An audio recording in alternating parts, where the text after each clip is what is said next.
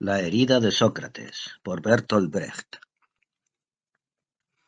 Sócrates, el hijo de la partera, que con sus diálogos ayudaba a sus amigos a parir con facilidad y entre bromas pensamientos bien formados, dotándoles así de hijos propios en lugar de adjudicarles bastardos, como hacían otros maestros, estaba considerado no sólo como el más inteligente de los griegos, sino también como uno de los más valientes. Su fama de hombre valeroso nos parece totalmente justificada cuando leemos en Platón con qué presencia de ánimo y decisión apuró el maestro la copa de cicuta que le fue ofrecida, en nombre de las autoridades, como reconocimiento por los servicios prestados a sus conciudadanos. Mas algunos de sus admiradores han considerado necesario hablar también de su valor en el campo de batalla. Efectivamente, Sócrates participó en la batalla de Delium y lo hizo como soldado de la infantería ligera, ya que ni por su calidad era zapatero, ni por sus ingresos era filósofo, podía permitirse el lujo de servir en las armas más nobles. Sin embargo, como es de suponer, su valor era de naturaleza muy especial. La mañana de la batalla y antes de que ésta comenzara, Sócrates se había preparado lo mejor posible masticando cebolla, lo que en opinión de los soldados infundía valor a un combatiente. Su escepticismo en muchos terrenos le predisponía a la credulidad en otros muchos. Estaba en contra de la especulación y a favor de la experiencia práctica, de modo que no creía en los dioses, pero sí en la cebolla. Por desgracia, el tubérculo no le había hecho ningún efecto, al menos inmediato, y Sócrates trotaba ahora con gesto sombrío en medio de una sección de hoplitas que se dirigían en fila de a uno a tomar posición en algún rastrojo. Detrás y delante de él marchaban con paso vacilante jóvenes de los arrabales de Atenas, que le llamaron la atención sobre el hecho de que los escudos de las armerías atenienses eran demasiado pequeños para proteger a soldados tan gordos como él. A Sócrates ya se le había ocurrido aquello, pues se había fijado en soldados muy anchos de hombros, a los que aquellos escudos tan ridículamente estrechos solo cubrían a medias. El intercambio de puntos de vista entre sus compañeros de fila, el que le precedía y el que le seguía, sobre las ganancias que obtenían los grandes fabricantes de armas, confeccionando aquellos escudos tan pequeños, fue interrumpido por la orden de «¡Alto! ¡Ocupad las posiciones!». Los infantes se sentaron en el rastrojo y un capitán sermoneó a Sócrates por pretender hacerlo sobre él escudo. Más que la reprimenda en sí, le intranquilizó el tono de voz apagado, empleado por el oficial. Debía de suponerse al enemigo cerca. La visibilidad era prácticamente nula debido a la lechosa niebla matinal. Sin embargo, el rumor de pasos y el ruido metálico de armas indicaban que la llanura estaba ocupada. Sócrates recordó, desazonado, una conversación que había mantenido la noche anterior con un noble joven, oficial de caballería, al que había conocido algún tiempo atrás entre los bastidores de un teatro. «Un plan maestro», le había explicado el mozalbete. «La infantería no debe moverse de su sitio, sino que habrá de resistir a pie firme el embate del enemigo.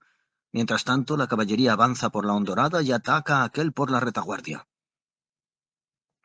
La hondonada debía de estar bastante lejos, hacia la derecha, perdida entre la niebla, y allí la caballería se encontraría dispuesta ya para el ataque. El plan le había parecido bueno, o por lo menos no del todo malo.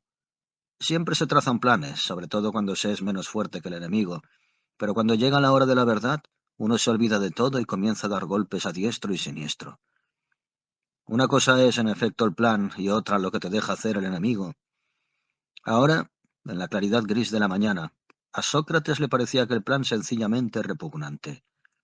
¿Qué significaba eso de que la infantería debía aguantar el embate del enemigo? Lo normal era alegrarse cuando se evitaba algún choque. Ahora, sin embargo, el arte consistía precisamente en encajar el golpe. Era una lástima que el general fuese de caballería. Seguramente no había en todo el mercado tantas cebollas como necesitaba un soldado de a pie en una ocasión como aquella. Y qué poco natural resultaba estar allí, a horas tan tempranas de la mañana, sentado en pleno campo de batalla, con 10 o más libras de hierro sobre el cuerpo y un cuchillo de carnicero en la mano, en lugar de reposar tranquilamente en la cama. Era justo que se defendiese la ciudad en caso de ataque, pues uno se exponía, si no, a todo tipo de contrariedades. Mas, ¿por qué era atacada la ciudad? Porque los armadores, viñeros y comerciantes de esclavos establecidos en el Asia Menor habían hostigado a los armadores, viñeros y comerciantes de esclavos persas. Vaya un motivo. De pronto, Todos los infantes se quedaron helados. Por la izquierda surgió de la niebla un sordo vocerío, acompañado de sonidos metálicos que se propagó rápidamente. El ataque del enemigo había comenzado. La sección se puso en pie. Todos escrutaban la niebla con ojos desorbitados. A 10 pasos de Sócrates, un hombre se hincó de rodillas para invocar balbuciente a los dioses. Demasiado tarde, pensó el filósofo. De repente, como en respuesta, se oyó un terrible bramido más a la derecha. El grito de socorro parecía haberse convertido en grito agónico. Sócrates vio salir de la niebla una pequeña barra metálica. Un dardo. Por fin aparecieron desdibujadas por la bruma las poderosas siluetas de los atacantes. Abrumado por la sensación de haber esperado tal vez demasiado, Sócrates se volvió torpemente y echó a correr. La coraza y las pesadas espinilleras dificultaban sus movimientos. Eran mucho más peligrosas que un escudo, pues no era fácil desprenderse de ellas. El filósofo corría jadeante por el rastrojo. Todo dependía de que pudiera sacarle suficiente ventaja. Confiaba en que los bravos muchachos que había dejado atrás aguantasen al enemigo el tiempo necesario. De pronto, un dolor infernal le atravesó de parte a parte. La planta del pie izquierdo parecía arderle, tanto que durante un instante creyó no poder resistirlo. Sócrates se dejó caer al suelo con un gemido, pero volvió a levantarse lanzando un nuevo grito de dolor. Con ojos extraviados miró a su alrededor y se dio cuenta de lo que ocurría. Se había metido en un zarzal. Estaba completamente rodeado de setos erizados de agujas espinas. Una de ellas debía de habérsele clavado en la planta del pie. Con los ojos empañados por las lágrimas, buscó, cauteloso, un lugar donde poder sentarse. Dio un par de vueltas a la pata coja antes de dejarse caer por segunda vez. Tenía que arrancarse la espina, inmediatamente. Prestó atención al fragor del combate. Parecía propagarse por ambos lados, pero debía de estar a unos 100 pasos de él. Sin embargo, se acercaba lenta y perceptiblemente. Sócrates no podía quitarse la sandalia. La espina había atravesado la fina suela de cuero y había penetrado profundamente en la carne. ¿Cómo era posible que un soldado defendiera a su patria con semejante calzado? Cada tirón que daba la sandalia le producía un dolor agudísimo. Completamente agotado, Sócrates se hundió de hombros. ¿Qué hacer? Su afligida mirada cayó entonces sobre la espada que había junto a él. Una idea iluminó su mente, y nunca una ocurrencia surgida en un diálogo fuera por él tan bien acogida como aquella. ¿Podría utilizarse la espada a guisa de cuchillo? En el preciso instante en que Sócrates echaba mano del alma, oyó un ruido sordo de pisadas. De entre la maleza surgió un grupo de soldados. Gracias a los dioses, que eran de los suyos, al verle, aquellos detuvieron la marcha un instante. «Es el zapatero», les oyó decir. Después continuaron su camino. Pero ahora se oían también ruidos por la izquierda, y voces de mando en un idioma extraño. Eran los persas. Sócrates intentó ponerse de pie, se apoyó en la espada, que le resultaba un poco corta, solo un poco. Entonces vio surgir por la izquierda, en un pequeño claro, a un grupo de soldados que luchaban entre sí. Oyó gemidos y ruido de metal romo contra metal o contra cuero. Desesperado retrocedió saltando sobre el pie sano. Al tratar de apoyar el pie herido en tierra, volvió a estremecerse de dolor y se desplomó gimiendo. Los combatientes, que no eran muchos, se podían calcular unos 20 o 30 hombres, llegaron por fin a pocos pasos del filósofo. Este seguía sentado en el suelo entre dos zarzas, contemplando indefenso al enemigo. No podía moverse. Todo era preferible a volver a sentir en el pie aquel espantoso dolor. No sabía qué hacer y de pronto empezó a bramar. Para ser más exactos, diremos que se oyó bramar a sí mismo. Oyó como de su poderosa caja torácica salía, como por una trompa, un profundo rugido. «Aquí, mi tercera sección, muchachos, dadle su merecido». Y simultáneamente se sorprendió a sí mismo echando mano de la espada y blandiéndola en remolino para defenderse de un soldado persa que, armado con una jabalina, acababa de surgir de entre la maleza. El arma salió proyectada lateralmente y arrastrando al hombre tras de sí. Sócrates se oyó a sí mismo rugir por segunda vez. «No retrocedáis ni un ápice, hijos míos. Ya los tenemos donde queríamos a esos hijos de perra. Crápolos, adelante con el sexto. Nulos, hacia la derecha. Haré picadillo al primero que vea dar un paso atrás». Con sorpresa, Sócrates vio junto a él a dos de los suyos que le miraban aterrados. —¡Rugid! —le dijo en voz baja. —¡Rugid, por amor de Dios! A uno de los dos hombres, presa del espanto, se le desencajó la mandíbula, pero el otro comenzó efectivamente a soltar bramidos. El persa que tenía delante se levantó con movimientos torpes para perderse al punto entre la maleza. Del calvero llegó trastabillando un pequeño grupo de soldados griegos que parecían completamente agotados. Los persas habían huido atemorizados por el vocerío, pues temían una celada. —¿Qué ocurre aquí? —preguntó a Sócrates, que seguía sentado en el suelo uno de sus compatriotas. —Nada —respondió aquel—, no os quedéis ahí mirándome. Corred de un lado para otro y fingid que dais órdenes, no vayan a averiguar que pocos somos. —Mejor sería que retrocediéramos —propuso otro hombre vacilante. —No cedáis un ápice —protestó Sócrates—. ¿Sois acaso gallinas? Y como quiera que a un soldado no le basta con tener miedo, sino que también necesita suerte, de pronto se oyó a bastante distancia, aunque con absoluta nitidez, un galope de caballos acompañado de gran griterío. Esta vez los gritos sí eran proferidos en griego.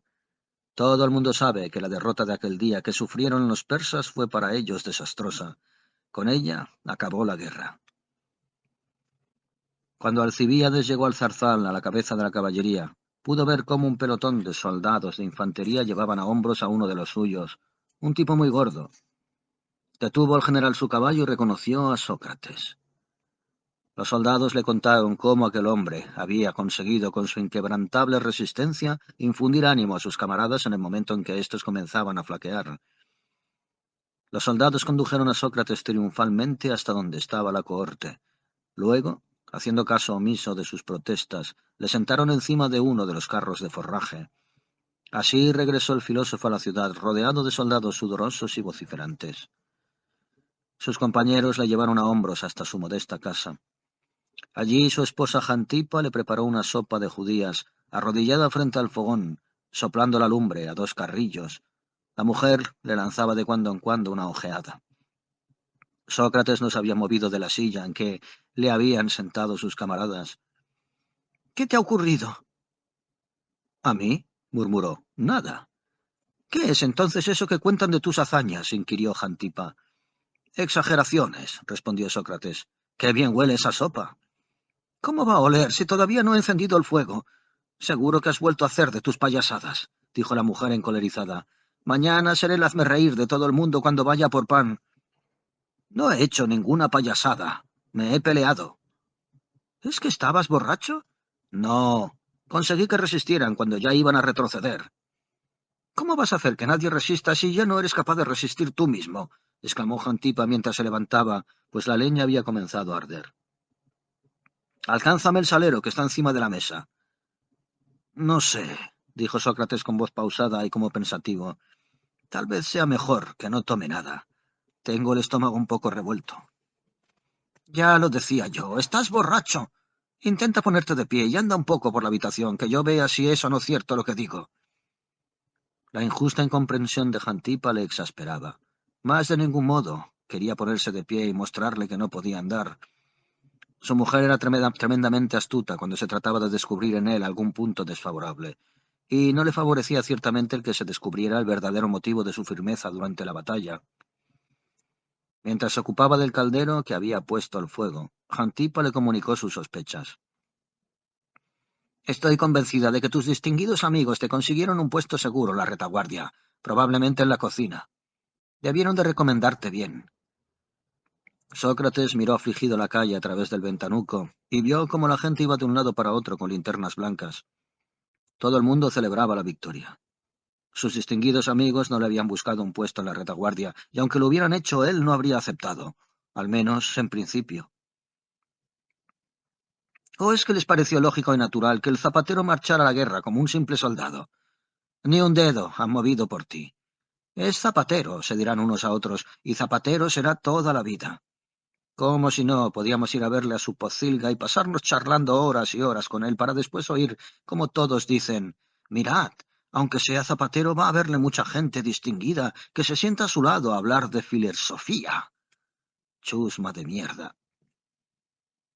Se dice filerfobia, apuntó Sócrates con indiferencia.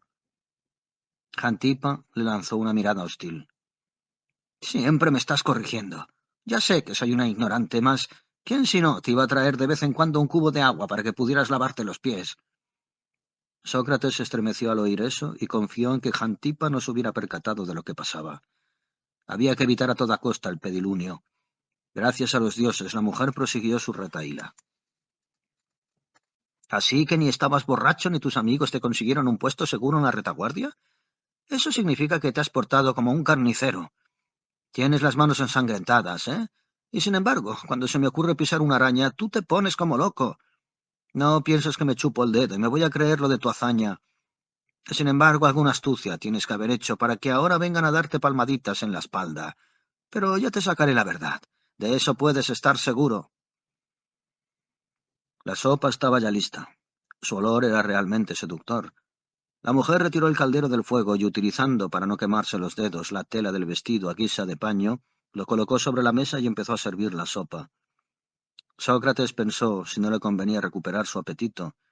La idea de tener que aproximarse a la mesa lo contuvo a tiempo. Se encontraba a disgusto. Sentía claramente que la cosa no había acabado aún. Estaba seguro de que le aguardaban momentos muy desagradables. Imposible que dejaran en paz a alguien que había decidido una batalla contra los persas. Ahora, en los primeros momentos de júbilo tras la victoria, era natural que no se pensase en aquel a quien debían el triunfo. Todo el mundo estaba más que ocupado en pregonar sus propias hazañas, pero mañana, o pasado mañana, cada cual vería al colega adjudicarse todo el mérito y sería entonces cuando todos distinguirían a Sócrates. Muchos proclamarían al zapatero como el auténtico héroe de la jornada para fastidiar a otros. A Alcibíades, por ejemplo, más de uno le guardaba rencor. Con malévolo placer se le echaría en cara el hecho de que hubiera sido un simple zapatero el verdadero artífice del triunfo. Pero la espina le dolía más que nunca. Si no se quitaba pronto la sandalia, tal vez se le produjese un envenenamiento de sangre. No hagas tanto ruido al comer, dijo distraído. La mujer se quedó con la cuchara en la boca, como paralizada. ¿Qué pasa? Nada, se apresuró a asegurar el marido atemorizado. Estaba pensando. Jantipa se levantó fuera de sí de cólera. Volvió a colocar el caldero en el fogón y salió precipitadamente de la habitación. Sócrates lanzó un profundo suspiro de alivio. Se levantó como pudo de la silla y se dirigió a la pata coja hasta su lecho, no sin volver más de una vez el rostro por si aparecía su mujer. Jantipa entró otra vez para recoger el chal y miró con recelo al marido que yacía inmóvil en su hamaca de cuero. Por un instante la mujer pensó que debía de pasarle algo después de todo, y estuvo a punto de preguntarle qué tenía, pues en el fondo le era muy adicta. Sin embargo, lo pensó dos veces y salió con gesto hosco de la habitación, dispuesta a asistir a las celebraciones en compañía de una amiga. Sócrates tuvo un sueño intranquilo y se despertó preocupado. Se había quitado por fin la sandalia, pero no lograba sacarse la espina. Tenía el pie muy hinchado. Al día siguiente la mujer amaneció menos hostil. Aquella noche había oído hablar a toda la ciudad de su marido. Realmente tenía que haber pasado algo para que la gente estuviese tan impresionada. No le cabía en la cabeza, sin embargo, que su marido hubiese logrado detener a toda una sección del enemigo. Él era incapaz de algo semejante. Hacer frente con sus preguntas a toda una concurrencia, sí, eso sí, pero una sección de soldados, imposible. ¿Qué había ocurrido, pues? Estaba tan desconcertada que le llevó la leche de cabra a la cama. Sócrates no hacía ademán de levantarse. ¿Es que no quieres salir? Preguntó Jantipa. No tengo ganas, gruñó su marido. Aquella no era manera de responder a una esposa solícita, pero Jantipa pensó que tal vez su marido no quisiera exponerse a las miradas de la gente, por lo que dejó pasar la ofensiva respuesta. Aquella misma mañana llegó la primera visita. Un par de jóvenes de familia acomodada como los que formaban el círculo habitual del filósofo. Le trataban siempre como a su maestro, y algunos incluso anotaban lo que él decía como si fuera algo muy especial. Los jóvenes visitantes se apresuraron a informarle de que en Atenas no se hablaba más que de su hazaña. Aquella era, según ellos, una fecha histórica para la filosofía. Luego Jantipa tenía razón. Se decía en realidad filosofía. Sócrates había demostrado, en efecto, que un gran espíritu contemplativo podía ser al mismo tiempo un gran hombre de acción. Sócrates les prestó oído atento. Parecía haber renunciado a su habitual didacidad. Mientras los jóvenes hablaban, parecíale escuchar a lo lejos, como se escucha el rumor de una tormenta, una especie de enorme carcajada. La carcajada que toda una ciudad de todo un país, y aquella carcajada lejana aún, se iba, sin embargo, aproximando por momentos, sin pausa. Y todo el mundo se sentía de pronto contagiado por la risa. Los transeúntes que circulaban por la calle, los comerciantes y los políticos en el mercado, los artesanos en sus pequeños talleres. «No estáis diciendo más que tonterías», exclamó el filósofo con súbita determinación. «Yo no he hecho nada». Los jóvenes se miraron sonrientes. Luego uno de ellos exclamó: «Exactamente lo que dijimos. Sabíamos que te lo ibas a tomar así. ¿A qué viene de pronto todo este griterío?» Preguntamos a Usópulo frente al gimnasio. Hace 10 años que Sócrates lleva a cabo las mayores hazañas intelectuales y, sin embargo, nadie se había vuelto a mirarle. Ahora gana una batalla, y toda Atenas habla de él. ¿Es que no comprendéis? Preguntamos, ¿cuán vergonzoso es todo eso? Sócrates lanzó un gemido. Pero si yo no he ganado esa batalla. Me limité a defenderme cuando me atacaron. Esa batalla no me interesaba. Ni soy armero, ni poseo viñedos en la comarca. No tengo, pues, motivos para luchar. Mis compañeros de armas eran gente sensata de los arrabales de Atenas, gente que no tiene interés alguno en que haya guerra. Yo hice lo mismo que hicieron ellos. Si es acaso, me anticipé a mis compañeros, es todo. Los dos jóvenes se quedaron como anonadados. «Pero si eso es exactamente lo que dijimos», exclamaron. «Él no ha hecho más que defenderse. Es su manera particular de ganar batallas. Permítenos que regresemos sin demora al gimnasio. Interrumpimos un debate sobre este tema solo para venir a saludarte». Y se alejaron, voluptuosamente enfrascados en una discusión. Sócrates se quedó silencioso en su hamaca. Apoyado sobre ambos codos, miraba al techo ennegrecido de hollín. No se había equivocado en sus sombrías predicciones. Su mujer le observaba desde un ángulo de la habitación mientras zurcía con movimientos casi mecánicos su vieja falda. De pronto, Jantipa preguntó en voz queda: «Bueno, ¿qué hay detrás de todo esto?» Sócrates se sobresaltó. Miró vacilante a su esposa. Era esta una mujer gastada por el trabajo, con el pecho que parecía una plancha y los ojos muy tristes. Sabía que podía confiar en ella. Jantipa le serviría de báculo cuando hasta sus mismos discípulos dijeran de él: «¿Sócrates? ¿No es ese remendón que niega a los dioses?» Le había tocado en su suerte a la mujer, un mal marido. Mas ella a nadie se quejaba, si no era a él. Por otro lado, no había pasado un solo día sin que, al regresar hambriento por la noche, de casa de alguno de sus ricos discípulos, Sócrates hubiese encontrado sin su pedazo de pan y su trozo de tocino esperándole encima de la mesa. Se preguntó si no sería mejor contárselo todo. Pero luego pensó que muy pronto iba a verse obligado a fingir y contar todo tipo de mentiras en su presencia cada vez que la gente viniera a verle para hablar con él de sus hazañas, igual que acababan de hacer los dos muchachos, y que todo eso le resultaría imposible, estando ella al tanto de la verdad, pues la estimaba. Dejó pues las cosas como estaban y se limitó a decir: «Esta habitación apesta a la sopa de judías de anoche». La mujer le dirigió una mirada llena de recelo. Naturalmente, su situación no les permitía tirar la comida. Él trataba solamente de distraer su atención. Jantipa estaba cada vez más convencida de que algo le pasaba a su marido. ¿Por qué no se levantaba de una vez?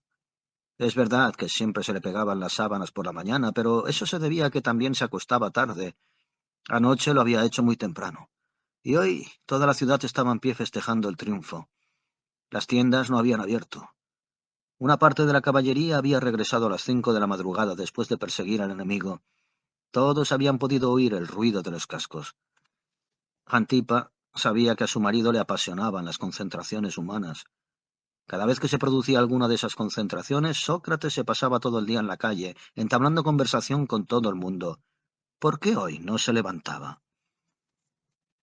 El vano de la puerta se oscureció de pronto, y 4 magistrados entraron en la habitación.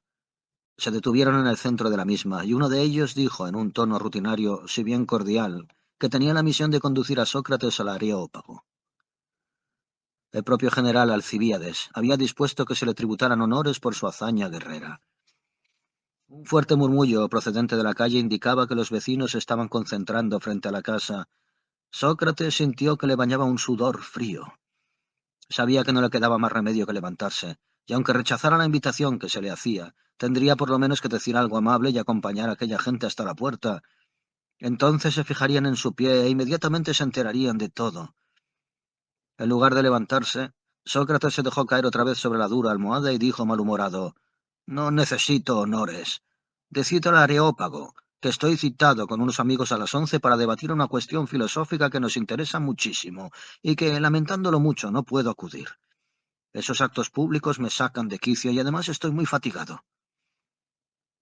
Añadió esto último porque le fastidiaba haber mentado a la filosofía, y dijo aquello de los honores al principio, porque esperaba poder deshacerse con mayor facilidad de sus visitantes, mostrándose grosero. Los magistrados comprendieron perfectamente y, girando sobre sus talones, salieron de la casa, atropellando al pueblo reunido fuera. «Ya te enseñarán a ser cortés con las autoridades», comentó enojada Jantipa, y se dirigió hacia la cocina. Sócrates esperó a que saliera su mujer. Luego, dándose la vuelta lo más deprisa que pudo, se sentó al borde de la cama sin apartar ni un momento los ojos de la puerta.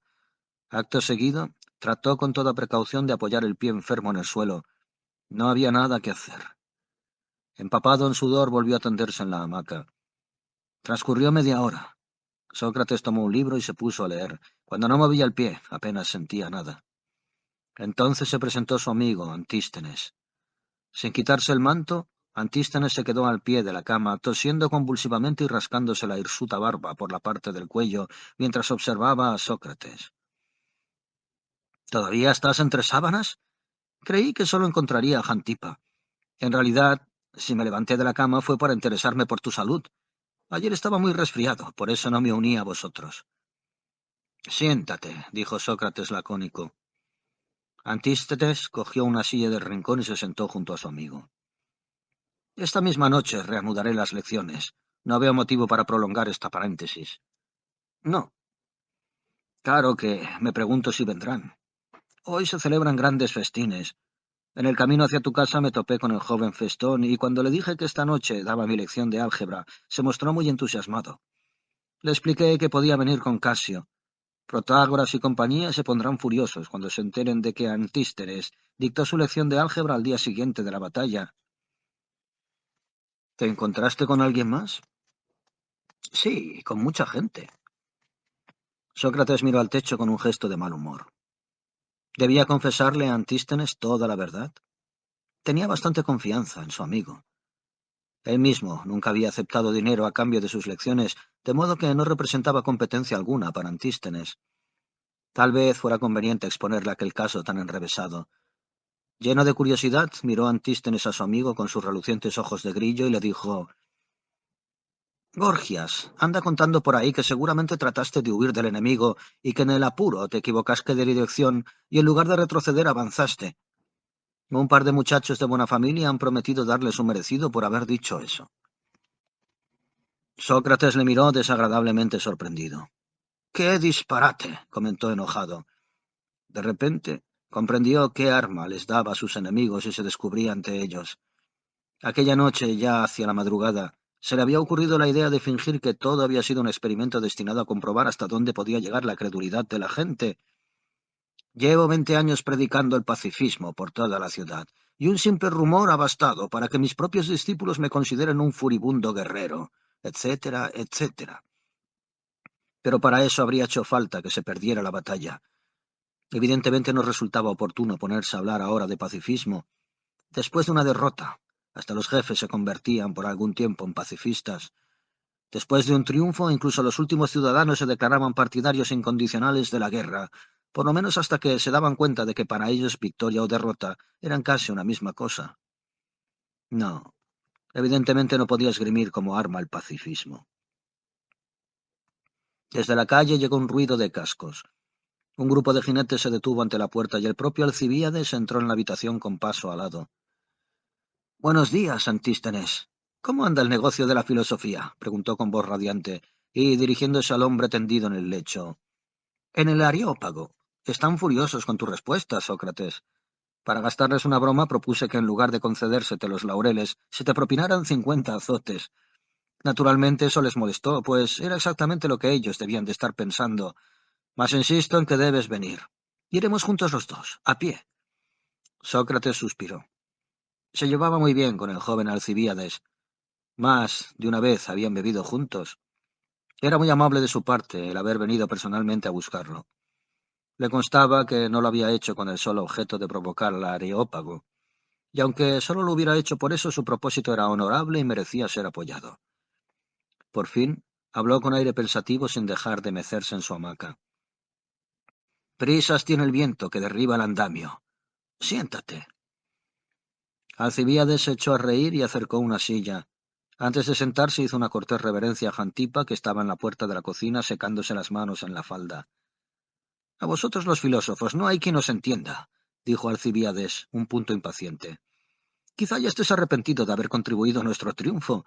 ¿Acaso Antístenes te ha convencido de que no existían razones suficientes que lo abonasen? Hablábamos de álgebra, se apresuró a decir Antístenes tosiendo de nuevo. Alcibíades sonrió con ironía. No me esperaba otra cosa. Nada de dar importancia a un hecho semejante, ¿no es eso? Pues bien, en mi opinión, Sócrates tuvo un gesto valiente. Nada extraordinario, si queréis, mas ¿qué tiene de extraordinario, después de todo, un puñado de hojas de laurel? Aprieta los dientes y aguanta.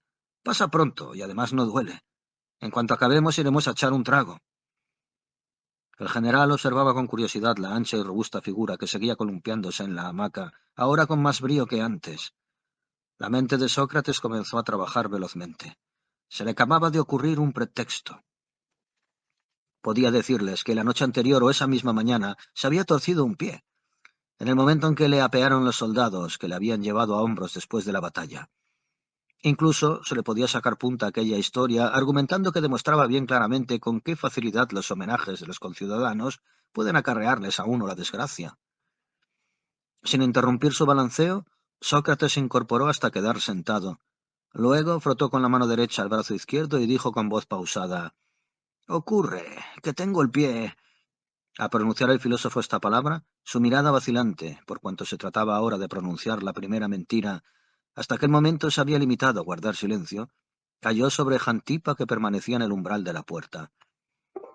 A Sócrates pareció faltarle la voz. De repente había perdido las ganas de contarles la historia que se acababa de inventar. No era cierto que se hubiese dislocado el pie. La hamaca se detuvo. «Escucha, Alcibíades», dijo enérgicamente y en un tono muy fresco de voz. «No se puede hablar en este caso de valentía. Tan pronto como empezó la batalla, es decir, en cuanto vi aparecer a los primeros persas, puse pies en polvorosa. No es verdad, sin embargo, que me equivocase de dirección. Huí hacia la retaguardia, sencillamente, pero me metí en un zarzal. Allí me clavé una espina en el pie y no pude continuar. Fue entonces cuando empecé a repartir golpes a diestro y siniestro, y si hubiese pasado junto a mí uno de los nuestros, seguro que también le habría atizado. En mi desesperación me puse a gritar a propósito de otras secciones, para que los persas creyeran que éramos muchos. Idea absurda, pues naturalmente nuestros enemigos no entendían el griego. Parece ser, sin embargo, que ellos estaban a su vez bastante nerviosos. No podían aguantar aquel griterío después de todo lo que habían tenido que soportar durante el avance. Se quedaron, pues, como paralizados unos instantes, y entonces llegó nuestra caballería. Eso es todo. Durante unos segundos reinó en la habitación el más completo silencio. Alcibíades se quedó mirando fijamente al filósofo. Antístenes se llevó la mano a la boca para amortiguar un golpe de tos que esta vez sí era natural. Desde la puerta de la cocina que ocupaba Jantipa llegó una sonora carcajada. Antístenes dijo en tono seco: «Está claro que no podías ir al Areópago y subir cojeando la escalinata para recoger tus laureles. Ahora te entiendo». Alcibíades se recostó contra el respaldo de la silla y, entornando los ojos, observó al filósofo que yacía en la hamaca. Ni Sócrates ni Antístenes miraban al general. Este volvió a incorporarse y ciñó con ambas manos una de sus rodillas. Su fino rostro de mozalbete se contrajo un segundo, pero no dejó traslucir sus pensamientos o sentimientos. «¿Por qué no dijiste que tenías cualquier otra herida?», preguntó. «Porque tengo una espina en el pie», respondió Sócrates con tono brusco. «Ah, ¿por eso?», dijo Alcibíades. «Comprendo». Y poniéndose en pie se aproximó al lecho. «Qué lástima no haber traído mi propia corona. Se la di a mi asistente para que la guardara. De tenerla aquí te la hubiera entregado. Créeme si te digo que te considero un hombre valiente. No conozco a nadie que en circunstancias semejantes hubiese tenido el coraje de sincerarse como tú lo has hecho». y sin decir nada más, abandonó con paso rápido la habitación. Cuando hubo lavado el pie enfermo y extraído la espina, Jantipa comentó malhumorada: «Podía habérsete producido un envenenamiento de sangre». «Como mínimo», respondió el filósofo.